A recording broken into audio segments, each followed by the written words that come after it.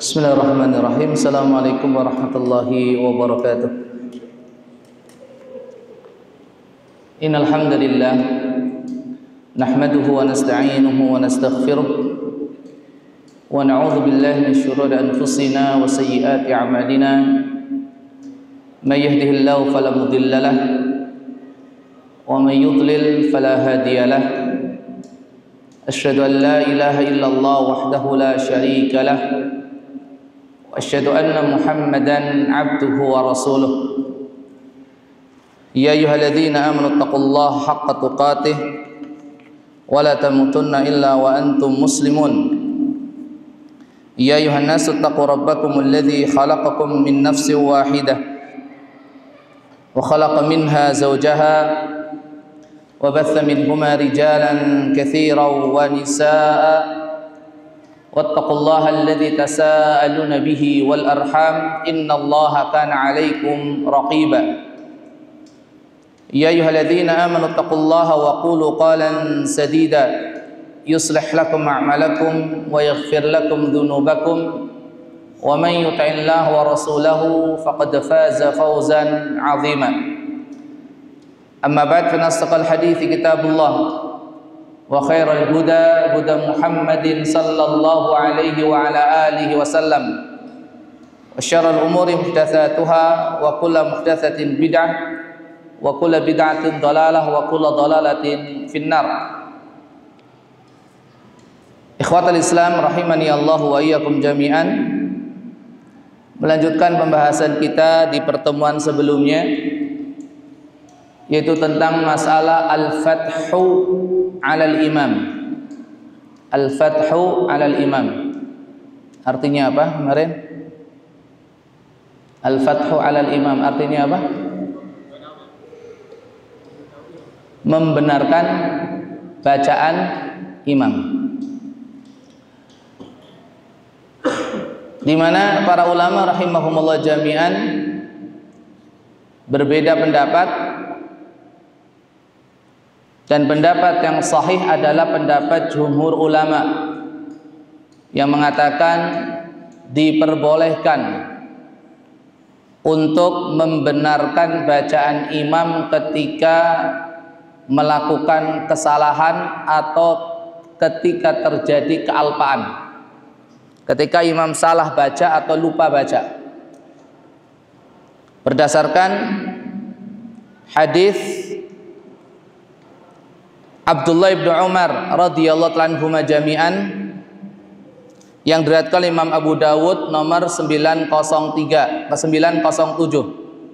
rahimahullahu taala, bahwasanya Nabi sallallahu alaihi wasallam suatu ketika ngimami salat, lalu bacaan beliau salah. Dan itu beliau sadari setelah selesai salat. Kemudian beliau pun bertanya kepada Ubay bin Ka'ab radhiyallahu anhu warda, "Asallaita ma'ana?" Kamu tadi salat enggak sama kita? Kata Ubay, "Na'am." "Iya ya Rasulullah." Kemudian Nabi sallallahu alaihi wasallam bertanya, "Ma mana'aka?" Apa yang menghalangi kamu untuk membetulkan bacaanku?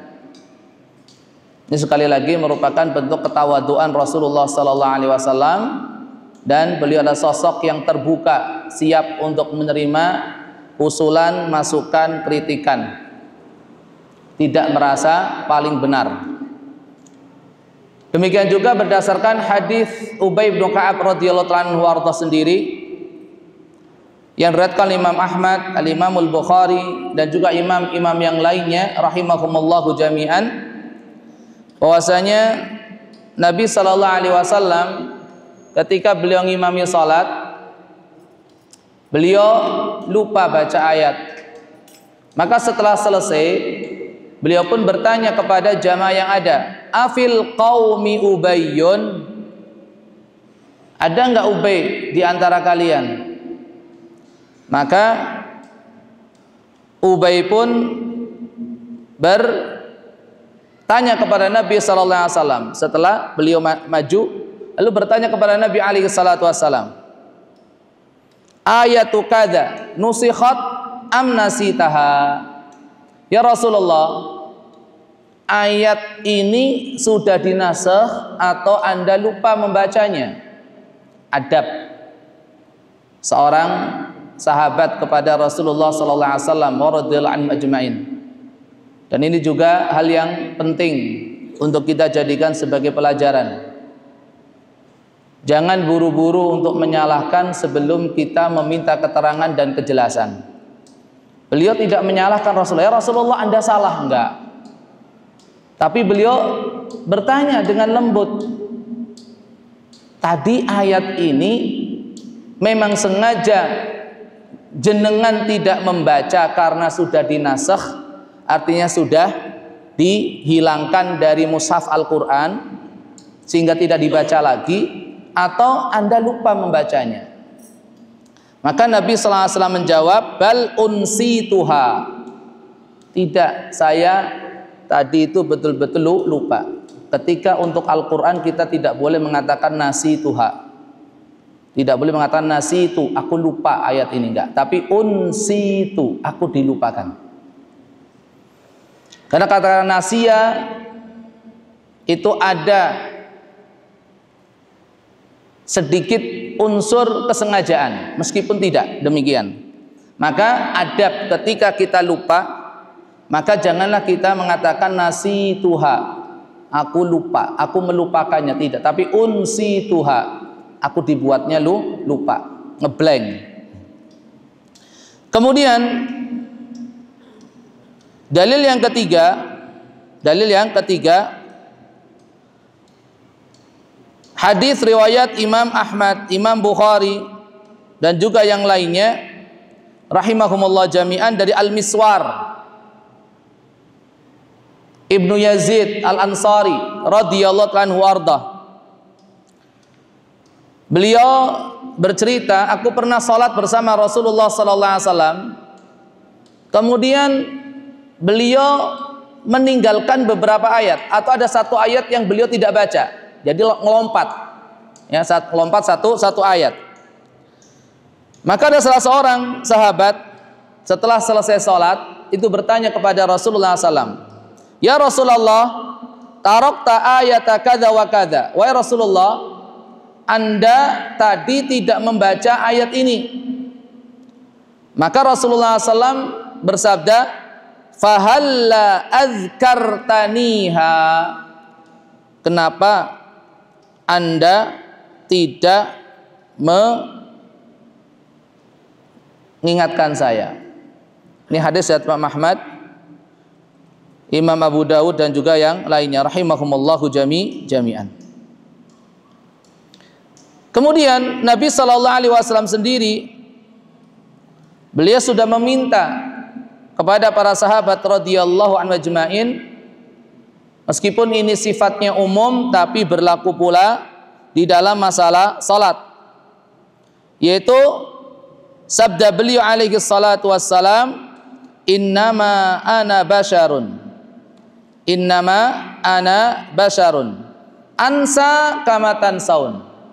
Aku ini adalah manusia biasa seperti kalian, aku lupa sebagaimana kalian lupa. Fa in nasitu fadzakkiruni.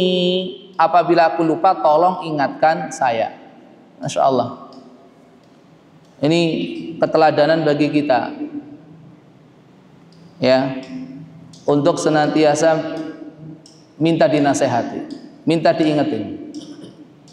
Kalau saya lupa, tolong ingetin. Kalau saya salah, tolong nasehatin. Tapi itu bukan hanya sekedar formalitas saja, bukan hanya sekedar ucapan saja, bukan hanya sekedar basa-basi saja.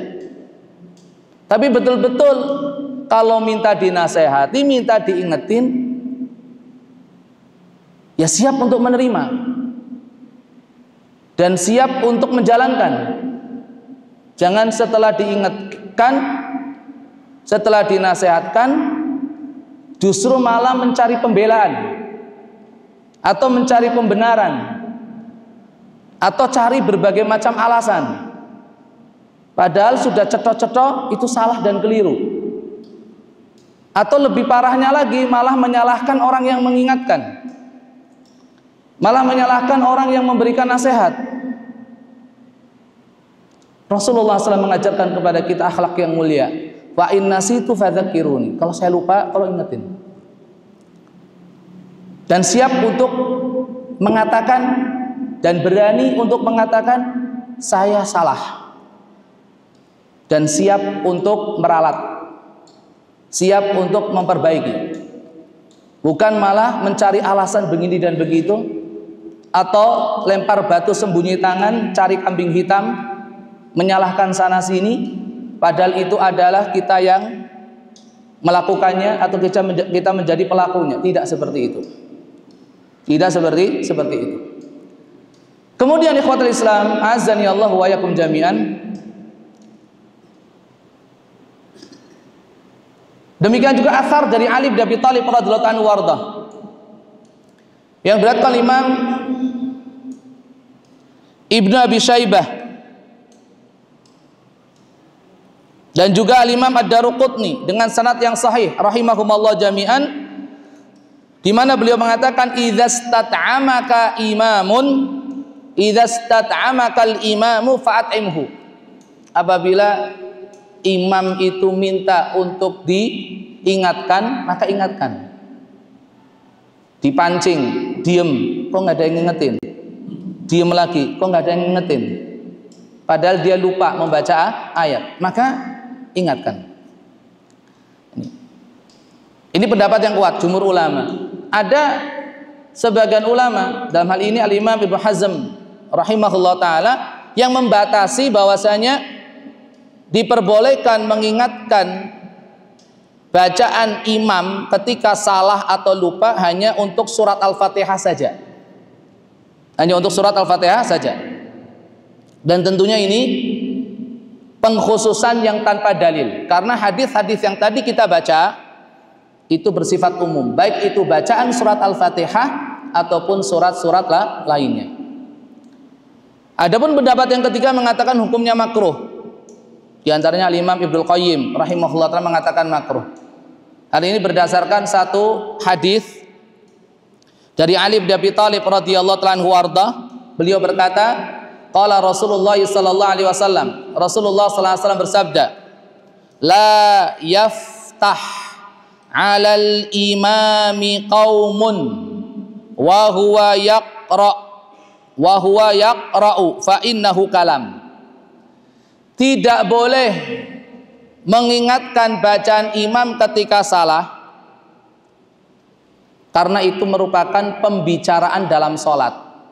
Orang yang berbicara di dalam sholatnya itu batal sholatnya, maka nggak boleh. Sudah biarin, jangan diingetin. Kalau kita ingetin berarti kan kita ngomong, kita berbicara dalam rangka mengingatkan imam kita, dan itu pembicaraan yang membatalkan sholat berdasarkan hadis ini. Tapi hanya saja hadis ini riwayat Imam Abu Dawud nomor 909, sanadnya lemah. Sekarang itu yang mengingatkan makmum. Kalau seandainya yang mengingatkan adalah orang yang tidak ikut sholat, misalkan ada orang sholat, kemudian dia mengeraskan bacaan karena salat malam mungkin. Lalu ada orang yang sedang berzikir atau orang sedang baca Quran, ada orang yang sedang berdoa, atau orang sholat juga tapi sholatnya sendiri-sendiri. Sholat malam ini tentunya dengan bacaan yang keras, artinya terdengar. Kira-kira kalau seandainya temannya ini salah, bolehkah orang yang sedang zikir, sedang baca Quran, atau sedang berdoa, atau sedang sholat pula, mendengar kesalahannya itu, mengingatkan dan membenarkan? Boleh nggak? Asal mboten. Misalkan jenengan ada di masjid, dengerin teman jenengan sholatnya sholat malam tentunya ya, Salat malam. Bacaannya cukup keras, jenengan dengar, ternyata bacaannya salah. Jenengan ingatkan boleh enggak? Diingetin boleh enggak? Atau diamin saja? Jenengan ingetin atau diamin saja? Kalau tadi kan makmum sama imamnya ya. Makmum sama imamnya. Ini enggak. Ini yang satu mungkin lagi doa, zikir atau baca Quran, atau lagi sholat pula, dengar temannya lagi sholat, kok salah bacaannya. Ingetin apa enggak? Ingetin enggak? Ingetin. Dalilnya mana? Ingetin. Dalilnya mana? Dalilnya mana? Ya. Ada dua dalil di sini. Yang pertama, hadis riwayat Imam Bukhari nomor 362. Imam Muslim nomor 441. Rahimahumullah jami'an. Tapi memang ini dalilnya enggak sharih, artinya enggak secara tekstual. Dari Sahal Ibnu Sa'ad radhiyallahu anhu warda, beliau bercerita, "Kana an-nasu yusalluna ma'an nabiyyi sallallahu alaihi wasallam wa hum aqidu uzrihim minas sighari ala riqabihim." Masya Allah ya, para sahabat dahulu ketika sholat bersama Rasulullah SAW, mereka itu cara berpakaiannya itu adalah nuwun sewu teng mriki enten sarung mboten? Enggak ada ya? Enggak ada sarung ya? Kalau ada kita praktekkan. Jadi para sahabat radhiyallahu anhum ajma'in ketika mereka sholat bersama Rasulullah SAW itu pakai sarung, ngapunten, pakai sarung, nggak pakai baju atasan, nggak pakai bawahan, cuma pakai sarung. Karena memang nggak adanya pakaian. Gimana cara memakainya? Bukan dipakai seperti biasa, tidak, tapi diikatkan di leher. Diikatkan di leher. Bisa dibayangkan? Bisa dibayangkan, Badan? Oh iya, dolanane pas cilik nggih. Diikatkan di leher ini, gitulah. Saking nggak adanya pakaian, Masya Allah, saking nggak adanya pakaian sudah. Maka ketika ada orang yang lewat melihat lagi pada sholat, dan sholatnya para sahabiat radhiyallahu anhunna jami'an juga ikut sholat, tapi di belakang, dan tidak ada sitar. Gak ada pembatas ya, jamaah laki-laki, jamaah perempuan paling belakang. Maka dikatakan kepada jamaah wanita, la tarfa'na ru'usakunna, ketika sedang sujud, di posisi sujud, wahai para wanita, janganlah kalian buru-buru mengangkat kepala kalian hatta yastawiyar rijalu julusan, sampai betul-betul bisa dipastikan jamaah kaum laki-laki sudah pada duduk semua. Yang ngelingke sinten? Orang yang di luar sholat, orang yang di luar yang lewat. Kenapa coba? Kok nggak boleh buru-buru ngangkat kepala dari sujud sampai kaum jamaah laki-laki duduk semuanya? Kenapa? Bisa dibayangke. Ya karena nggak ada daleman, nggak pakai daleman. Ngisis. Nggak ada daleman sama sekali, Masya Allah. Maka lah ini yang ngingetin siapa? Orang di luar sholat. Urusan kayak gini saja diperbolehkan, maka juga masalah kesalahan dalam bacaan juga diperbolehkan. Kemudian dalil yang kedua, hadis riwayat Al-Imam Ibnu Abi Syaibah nomor 4793. Al-Imam Al-Baihaqi dalam kitabnya Al-Sunanul Kubra hadis nomor 5852 sahih sanadnya rahimakumullah jami'an dari Amir Ibnu Sa'ad radhiyallahu anhu warda. Beliau bercerita, kuntu qa'idan bi Makkah, suatu ketika aku sedang duduk di Mekah, itu di Masjidil Haram. Fa idza rajulun indal maqami tayyibur rihi yusalli, dan aku mendapatkan ada seseorang yang harum sekali baunya sedang sholat di dekat maqam Ibrahim. Wa idza rajulun qa'idun khalfahu yulaqqinuhu. Dan ternyata ada orang lain yang duduk di belakangnya. Duduk di belakangnya membetulkan bacaan salatnya. Membetulkan bacaan salatnya. Fa idza huwa Utsman radhiyallahu anhu warda. Ternyata yang duduk di belakang orang yang sedang salat itu adalah sahabat Utsman radhiyallahu anhu warda. Jadi kalau seandainya di samping jenengan ada yang sholat, kok bacaannya salah, baca suratannya salah, jenengan elingke. Jika tahu itu salah, boleh diperbolehkan. Ini. Ikhwatul Islam, azzani Allahu wa iyyakum jami'an. Akan tetapi, meskipun itu diperbolehkan, ada adabnya. Ada aturannya, ada adab dan aturannya, dan ini yang harus kita perhatikan. Yang pertama, ikhlaskan niat karena Allah. Tujuan kita adalah apa? Untuk menjaga Al-Quran dari kesalahan. Saunul Qur'ani minal khata'. Dan dalam rangka ta'awun 'alal birri wat taqwa, saling tolong menolong, saling mengingatkan, bukan untuk sum'ah dan riya, bukan untuk ngetok-ngetoke yen awake dhewe iki apal Quran. Hati-hati, niat ini penting ya, niat ini penting. Oleh sebab itu ada satu hal yang ingin kami ingatkan kepada diri kami pribadi dan juga panjenengan sami. Ini bukan dalam rangka membenarkan bacaan imam, tapi sebagian kita nyuwun sewu, semoga saja nggak ada, tapi kayaknya ada. Sebagian kita ketika imam membaca surat setelah Al-Fatihah dan kita hafal surat itu, biasanya kita nyuwun sewu secara spontan, umi mboten, gerakan bibir enggak, melu-melu moco, enten pernah? Iya kan? Yang seharusnya kita tuh diam dengerin.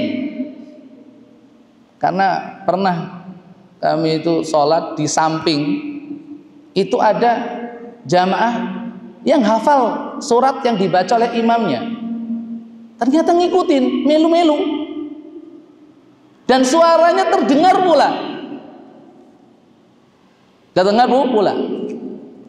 Makanya ini juga menjadi perhatian. Yang penting yang pertama apa? Ikhlaskan niat. Ikhlaskan niat ketika kita membenarkan bacaan imam. Yang kedua, hiasi diri kita dengan sifat tawadhu. Sifat tawadhu itu yang harus dijadikan pegangan. Jangan sampai kita kemudian terkena sifat ujub, merasa saya hafal, merasa saya lebih pintar. Ujub itu. Ujub dengan apa? Bisa membenarkan bacaan imamnya. Tawadhu. Ya, betul-betul hiasi diri kita dengan sifat tawadhu. Jangan sampai ujub. Jangan sampai ujub. Kemudian yang ketiga, jangan buru-buru untuk menyalahkan. Kasih waktu dan kesempatan bagi imam untuk menyadari kesalahannya dan memperbaikinya. Terkadang sebagian orang begitu imamnya salah langsung dibenerin. Biarkan dulu. Kasih kesempatan untuk berpikir. Ini, tolong jangan buru-buru, kasih kesempatan dulu. Demikian juga jangan buru-buru untuk menyalahkan. Yakinkan bahwasanya imam betul-betul salah bacaannya. Karena terkadang nyuwun sewu, kita ini yang hafalannya kadang pas-pasan, kadang menyangka bacaan imam itu salah dan keliru. Ternyata memang ada beberapa ayat yang mirip-mirip. Dan kita tahunya ayat yang ini padahal yang dibaca imam adalah ayat yang lain. Memang bacaannya agak mirip. Makanya sekali lagi pastikan yang dibaca imam itu salah. Artinya apa? Orang yang mau menyalahkan itu betul-betul seorang yang mutqin hafalannya. Orang yang dobit, yang kuat hafalannya. Ini penting. Karena tidak jarang imam itu membaca ayat-ayat yang mutasyabihat, yang mirip-mirip dengan ayat yang lain. Demikian juga jangan buru-buru nyalahkan. Bisa jadi bacaan ayat yang diucapkan oleh imam itu menggunakan qiraat yang lain. Ihdinas siratal mustaqim siratal ladzina an'amta alaihim.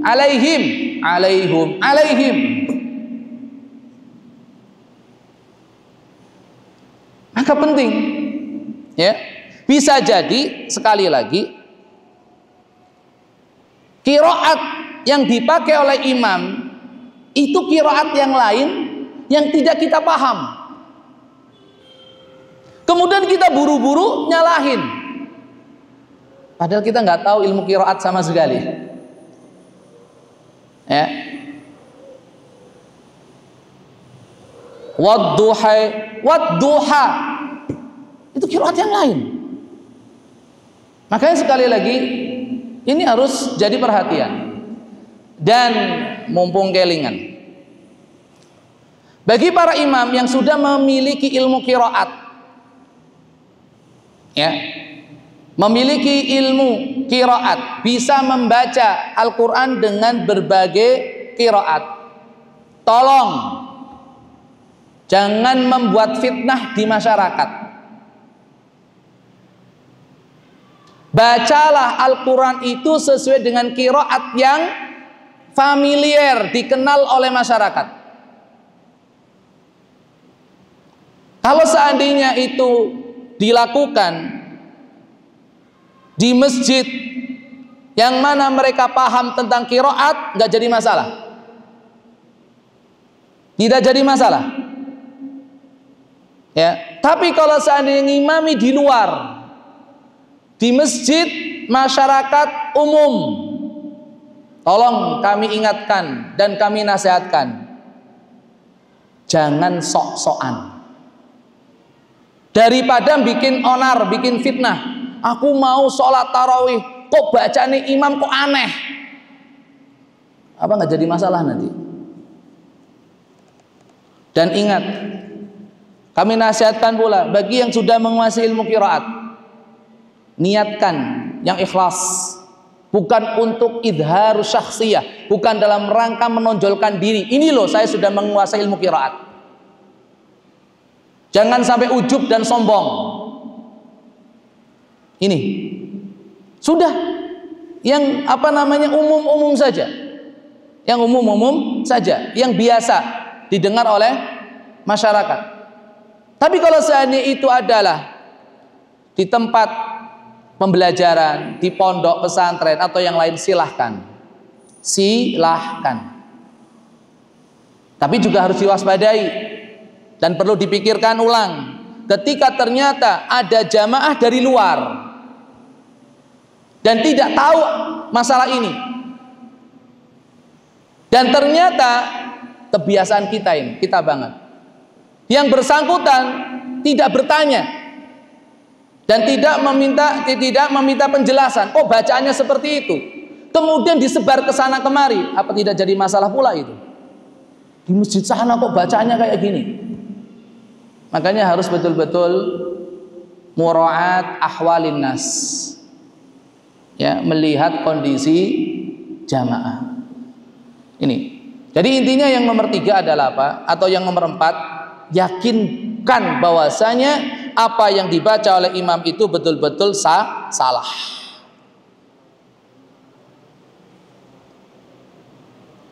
Kemudian yang nomor berapa? Nomor 5.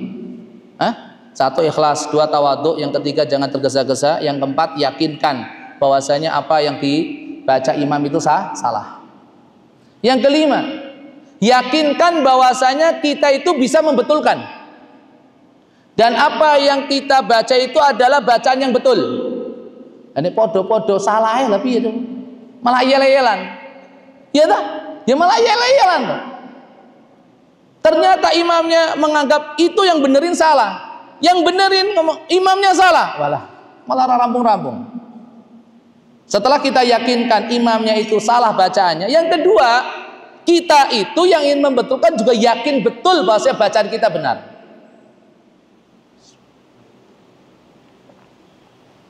Makanya Nabi alaihi salatu wasallam kan berpesan, liyaliyani ulun nuha wal ahlami minkum. Hendaknya yang berdiri di belakang saya itu orang-orang yang kompeten. Yang kompeten. Kenapa? Karena dia akan bertugas menjadi wakilnya imam, penggantinya imam ketika imam itu batal sholatnya. Dan dialah yang nanti bertanggung jawab untuk membetulkan kesalahan imam. Sudah kita sampaikan pada pertemuan sebelumnya. Ya. Kemudian hal yang berikutnya, di antara perkara yang harus kita perhatikan ketika mengingatkan imam, bacaan imam adalah ingatkan dengan lemah lembut, ar-rifq wa adamu syiddah. Jangan keras, jangan kasar, dengan ucapan yang lembut. Ikhwati fiddin rahimani Allah wa ikum jami'an. Memikul tanggung jawab imam itu berat. Dan yang dibaca imam itu adalah ucapan yang berat. Adalah ucapan yang berat, bukan ucapan yang ringan. Karena Allah Subhanahu wa taala sendiri berfirman, "Inna sanulqi 'alaika qaulan tsaqila." Sesungguhnya kami Allah akan menurunkan kepada Muhammad ucapan yang berat. Baca Quran itu berat. Ya. Maka ingatkan dengan lemah lembut. Jangan kasar, jangan keras. Oke. Kemudian yang berikutnya, ingatkan dengan suara yang cukup didengar oleh imam. Gak perlu bengak-bengok, gak perlu dengan suara yang keras. Ayo, kudu banter ben ketok sapa sing ngelingke. Sudah, suaranya cukup didengar oleh imam. Jangan teriak. Nomor yang berikutnya, jenengan nomornya sendiri. Hendaknya yang membetulkan bacaan imam adalah orang yang paling dekat dengan imam. Meskipun kita hafal, mungkin kuat hafalan kita 30 juz, tapi kita gandeng sholatnya itu di belakang, meneng. Orang sambil bengok, meneng sudah. Ini adab. Kadang sebagian jamaah ya tahu imamnya itu salah, ternyata yang di depan diam semua. Yang di depan anak-anak kecil kok. Kebetulan yang hafal Quran itu ada di belakang. Olakno, ini termasuk satu hal yang rodok aib. Rodok, kalau ngomong rodok loh ya, rodok aib. Nek si justru yang di soft awal ki cah-cah cilik ini. Sing gede-gede nang ngendi? Lambuh. Hah? Bukan kalah disi, awake dhewe sing telat. Wis enak toh. Senenge kok nyalahke. Awake dhewe sing telat, ora kalah dhisik. Yes, akui saja ya. Apa perlu enek aturan? Mohon soft pertama dan kedua dikosongkan. Masa kudu ngono kuwi? Jebule ora enek sing ngisi, nah tambah isin jenengan. Oh, tambah isin jenengane dikosongke, jebule padha telat malah isin. Nggih mboten? Ya wis, tekan wae.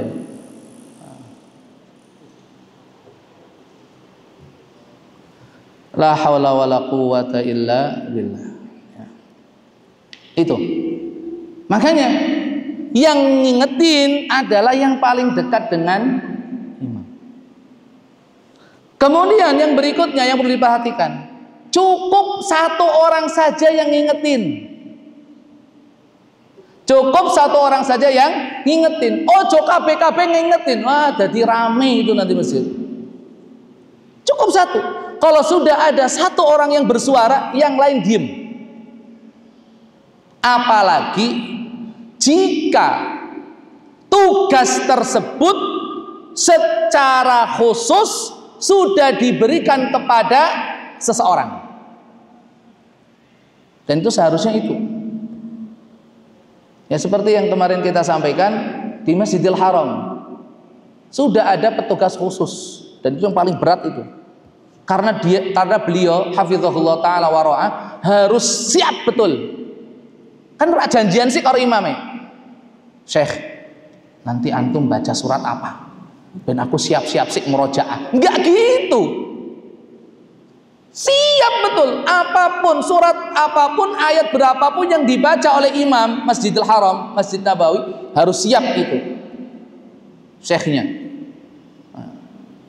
Kayaknya kemarin saya nggak ngasih PR jenengan ya, mencari tahu nama syekhnya siapa, atau dicari sekarang coba ya. Subhanallah, syekh ya, yang bertugas di belakang imam di Masjidil Haram itu paling berat itu sudah diamanai secara khusus. Nek teng mriki nggih enten, coba ya. Pokoknya nggak boleh ini pokoknya tempat khususnya subuh zuhur subuh maghrib dan isya, subuh maghrib dan isya, khususnya subuh sudah. Nek maghrib kan bacaan yang disunahkan dari Nabi sallallahu alaihi wasallam kan qisarul mufassal ya, dari ad-duha ke belakang, insyaallah enggak itu. Salat isya pun demikian, dari wasatul mufassal, dari an-naba sampai ad-duha ya, sing anu yo subuh itu ya, dari tiwalul mufassal, dari qaf sampai an-naba. Nah, kepanggil Zat? Syekh siapa namanya? Ketemu enggak Zat? Nah, Syekh Abdul Aziz Al-Hajj hafizahullah ta'ala wa ra'ah, itu yang paling berat. Ini langsung mandat langsung, pokoknya nanti Anda yang membetulkan bacaan imam ya. Makanya cukup satu orang, jangan kabeh-kabeh pengen ngelingke. Mulane enek wong siji sing wis ngelingke pes, sing lainnya gugur. Ketoke perlu dielingke meneh Sa, ora sah wis. Cukup siji, ngomong siji, itu sudah iqamatul hujjah sudah ya. Jadi nggak sembarang orang kemudian ngelingke membetulkan, tidak. Cukup satu orang saja, dan itu yang paling dekat. Kemudian yang berikutnya nomor pinten? 7. Wis jenengan nomor piyambak wae. Diperhatikan kondisi imam. Kemarin kan ditanyakan ya, ada dua tipe imam. Yang pertama itu seorang imam yang ketika diingatkan dia langsung sadar ingat, ya, dan bisa membenarkan bacaannya. Maka kalau kondisinya imam seperti ini, maka kita apa? Ingetin. Kita betulkan baca bacaannya. Tapi kalau ada imam nek sing dielingke malah deledek, malah gemeter, malah grogi, malah buyar konsentrasi. Gimana? Yang kayak gini nggak usah diingetin. Dan kita harus paham itu tipe orang-orang kayak gini. Ada imam, ya, yang ketika diingetin, dibenerin bacaannya, malah buyar konsentrasinya, rak karuan. Malah saat jane salah kursi goro-goro dielingke, saat terusnya hilang kabeh. Jenengan mbok menawi nate ngalami ujian tahfidz, wis hafal, pun hafal nih ujian tahfidz, giliran ngadep saya, ngadep gurune, ngadep ustadze, lancar awal, salah sithik langsung langsung blank, hilang kabeh. Nah, kalau kayak gini ya pengetes Al-Qur'an ini kudu adil. Ya, bisa jadi dia blank itu gara-gara apa? Diingetin sama kita. Gara-gara dieling kayak gitu loh. Akhirnya buyar. Maka biarkan dulu. Nek misalkan ternyata nggak bisa, ya sudah, biar caranya gimana? Kemarin ada 2 cara. Ganti bacaan lain, surat lain, atau langsung ruku. Udah. Rasa dipaksakan, nggak usah dipaksakan. Yo persis awake dhewe. Enek sing dielingke yo sadar, kemudian apa gelem manut memperbaiki diri. Enek sing dielingke malah saya ndadi. Gitu? Saya ndadi. Wah, si sande ini, gitu. Kemudian yang berikutnya, ingatkan bacaan tersebut dari awal ayat. Dibacakan dari awal ayat. Jangan mengingatkan di tempat salah. Kenapa? Khawatirnya justru semakin membingungkan imam. 1. Kekhawatiran yang kedua, bisa jadi nanti imam memulai ayat tersebut dari kata yang tidak pas. Makanya kemarin kita sampaikan, imam itu harus menguasai ilmu namanya al-ibtida, al-waqfu wal-ibtida. Al-waqfu wal-ibtida. Di mana dia harus berhenti dan dari mana dia akan mulai. Karena bisa jadi kalau seorang imam nggak mengetahui ilmu al-waqfu wal-ibtida ini, dia akan berhenti pada kalimat yang salah, yang mengakibatkan makna itu berubah fatal. Mengakibatkan maknanya berubah fatal. Atau dia akan memulai ayat tapi dari kalimat yang justru itu akan merubah makna. Hanya bekali, ya. Kita yang biasa jadi imam, utamanya imam salat jahriyah, ya, kayaknya ada sebagian orang sing kon ngimami salat jahriyah moh-moh tenan. Ya, moh-moh tenan. Meskipun misalkan kepeksa kudu ngimami, mesti dipilih wadduhamu mengisar, wis aman, gitu. Ya. Karena khawatirnya tadi, kalau seandainya berhenti nggak pas atau mengawali ayat tidak pas, ini yang bahaya. Oleh sebab itu ketika kita ingin mengingatkan, kita ingin membenarkan bacaan imam, mulai dari awal ayat, jangan dari tempat imam salah baca. 1 tadi, khawatirnya malah membingungkan imamnya. Yang kedua, khawatirnya imam nanti akan memulai bacaan ayatnya dari tempat atau dari kalimat yang tidak pas. Kemudian yang berikutnya, dan ini yang terakhir, yang terakhir.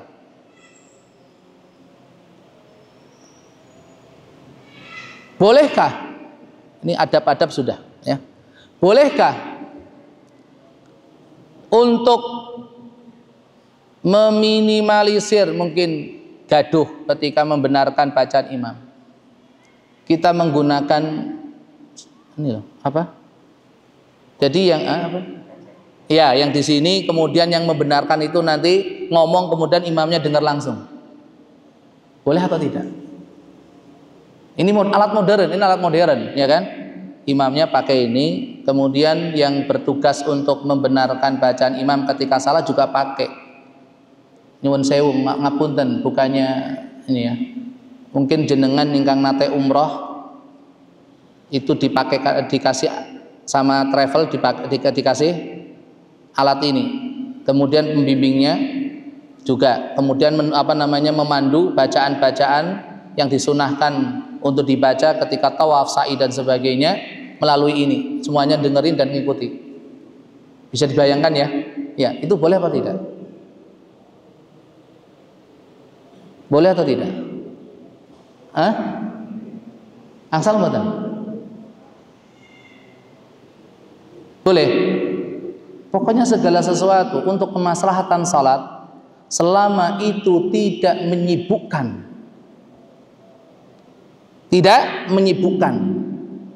dan tidak melalaikan, maka itu diperbolehkan.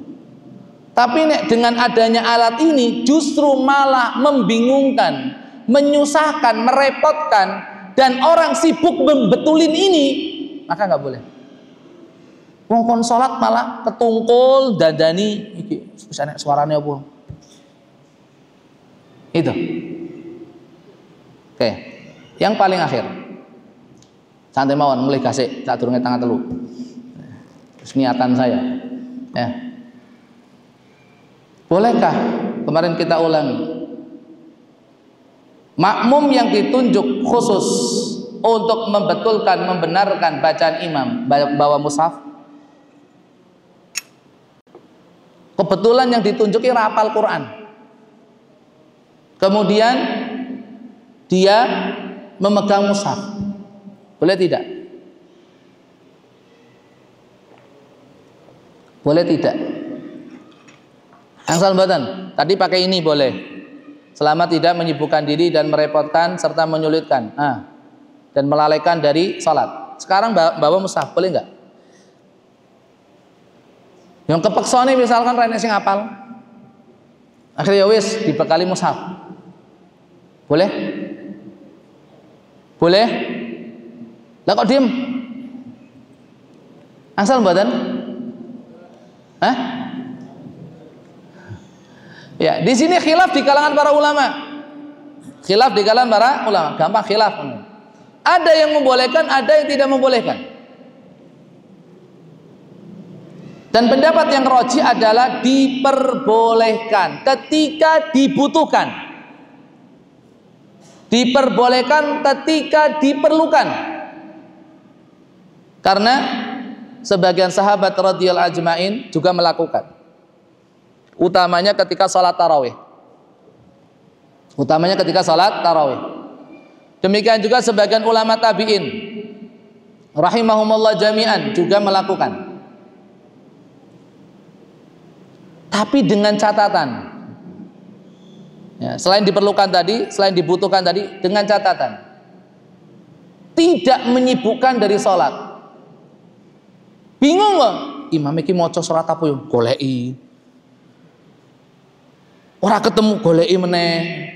Iki wong lagi salat apa lagi goleki ayat Quran. Makanya kalau kondisinya seperti ini, hendaknya antara imam dan makmum yang ditunjuk untuk mengoreksi bacaannya dan dibekali mushaf ada pembicaraan terlebih dahulu. Biar sudah disiapke, diparingi pembatas. Jadi ketika imamnya mulai baca, ambil dari mushaf langsung dibuka. Itu. Tapi kalau seandainya nggak ada pembicaraan, malah imamnya kok yang betek imammu ya, ayo aku maca surat apa? Malah rampung kok. Ya, jadi catatannya itu diperbolehkan saat diperlukan dan dibutuhkan. Yang kedua, harus ada pembicaraan terlebih dahulu. Sehingga tidak menyulitkan dan merepotkan orang yang dikasih tugas tersebut.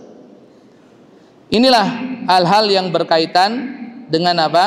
Dengan al-fathu 'alal imam, yaitu membetulkan, membenarkan bacaan imam. Dan insya Allah ini pahala besar.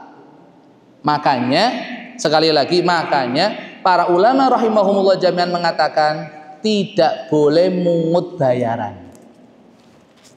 Kalau misalkan ada orang yang dikasih tugas posisi di belakang imam, untuk tugasnya apa? Untuk membenarkan dan mengingatkan imam ketika lupa atau salah, kemudian kok dapat gaji, thalabul ujroh, itu tidak diperkenankan karena itu termasuk ibadah, ibadah dan berpahala. Ya, itu saja yang bisa kita bahas, kita kaji pada kesempatan siang hari ini. Semoga bermanfaat khususnya untuk diri kami pribadi, umumnya kagem panjenengan sami. Ya, bonusnya cuma 1 menit tok ya. Oh malah punjul lagi bener niku nomor niku. Yang ini ora sido 1 jam tengah telu ya. Mohon maaf. Itu saja, semoga bermanfaat. Mohon maaf atas segala kekurangan. Kebenaran semata dari Allah Subhanahu wa taala, kesalahan kekurangan berasal dari kelemahan pribadi saya. Semoga Allah Subhanahu wa taala mengampuninya dan sudi kiranya hadirin semua untuk memaafkannya. Aku qouli hadza, subhanakallahumma wa bihamdika asyhadu an la ilaha illa anta astaghfiruka wa atubu ilaik. Assalamualaikum warahmatullahi wabarakatuh.